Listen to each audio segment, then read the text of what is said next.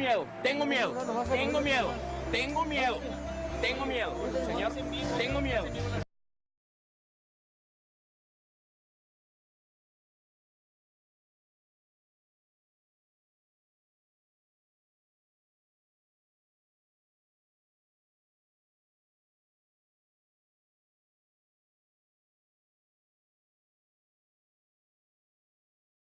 Forma que se abriendo las puertas de mi corazón para cuando decidas volver.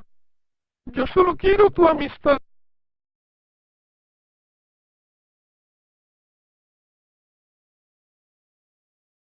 Bueno, has sido un gato muy importante para mí, aunque esta vez me has fallado y me hiciste daño y he llorado mucho con tus mentiras gatunas, pero acepto tus disculpas y volveremos a ser amigos y jugaremos al Fornite.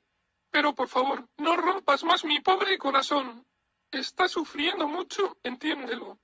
Soy un gatito frágil, espero que no me falles otra vez.